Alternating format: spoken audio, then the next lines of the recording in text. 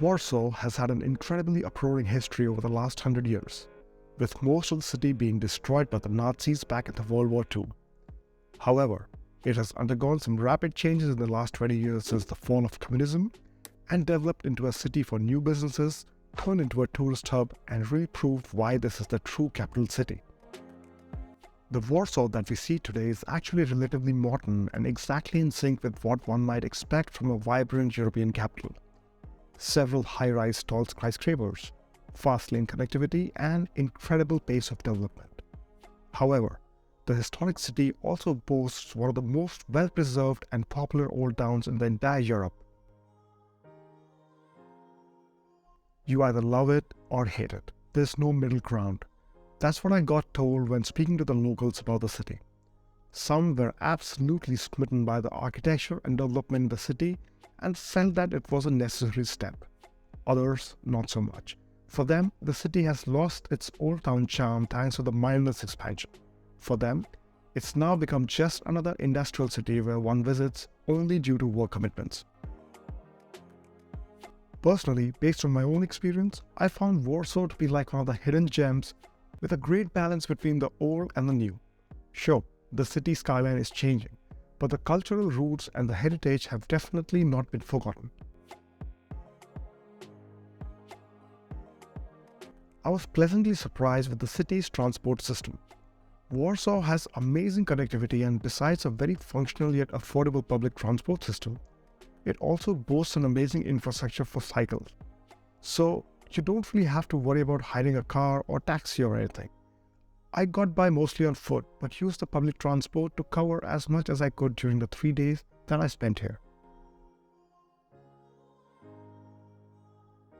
Having already explored Gdańsk, Krakow, Wrocław, and some other famous locations in Poland, I have to admit that at times I really did have to remind myself that I was in Warsaw, and that it's a historic old city because it didn't appear that way from the looks of it.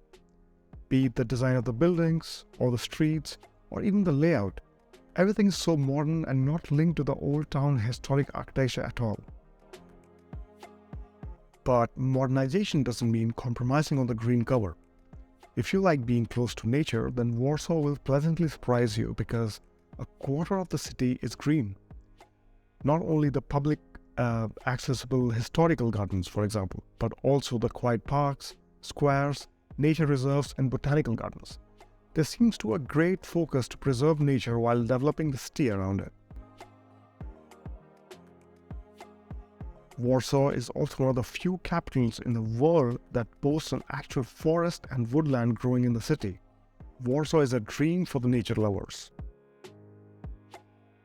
Vistula will impress you too. You won't find a river like this in other European capitals.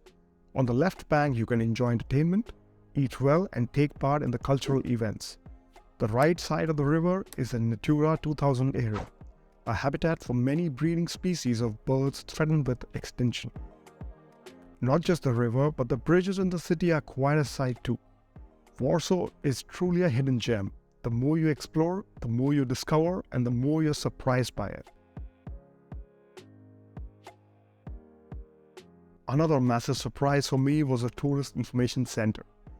It's located in the Palace of Culture and Science, and looking for it took me to this top must-see monument of a building in Warsaw.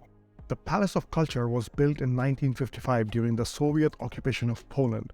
Controversial to say the least, the palace was a gift of the Soviets to the people of Poland, which, at the time, Warsaw could not refuse. The Poles don't like it because of the sad memories it evokes, and voices arise from time to time asking for its demolition.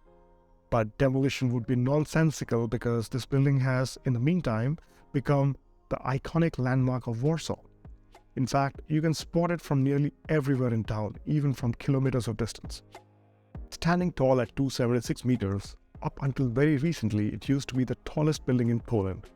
It houses a number of cultural institutions including 3 theaters, a library, an auditorium for 3,000 people, a multiplex cinema, some museums, and other. Seen from a distance, the building appears like an isolated skyscraper within a vast and empty esplanade. But as you get closer, you discover that the skyscraper is connected with an immense block of lower buildings that are surrounding its base and presumably measure around 300 meters in length and 200 in width.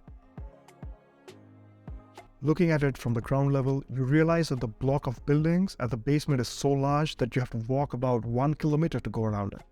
The buildings that are part of it also have very bombastic aspect and are gigantic in all their parts. Nowadays, other tall skyscrapers have risen around it, but this building still appears so enormous and massive as to raise astonishment and admiration. Besides the many other functions of the building, there's also an observation deck on the 30th floor with panoramic views of the city from a height of 114 meters. A quick side info. I met another tourist who was staying at Hotel Intercontinental, which is right next to this building. He mentioned that if your room is on the floor 35 or higher, then you have the same view 24/7 as the observation deck without having to buy any tickets. He said his room was on the 38th floor.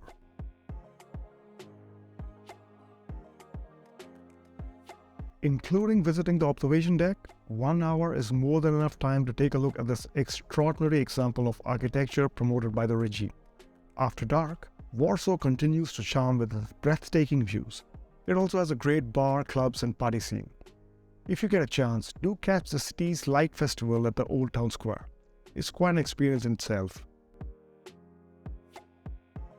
Traveling to Poland had always been a dream, and the experiences I made here top my all-time travel list ever.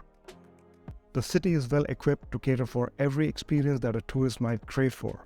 Yet, unfortunately, Warsaw still sits in the shadow of the more popular tourist destinations like Wrocław, Gdańsk, and Krakow.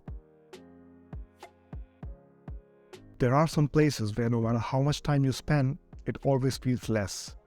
Warsaw was such a place for me. I spent 3 days here and it was far too less. It's impossible to cover the entire city, but I had a fantastic experience exploring parts of it. I met amazing people and experienced incredible hospitality.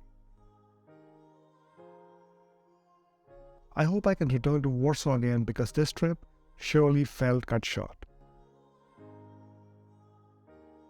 Do like and share this video if you enjoyed it. Stay tuned for more from Poland and subscribe to be notified when the next video is up. As always, thanks for watching, keep exploring. This is Rahul for Overwhelm and I'm gonna see you in the next one.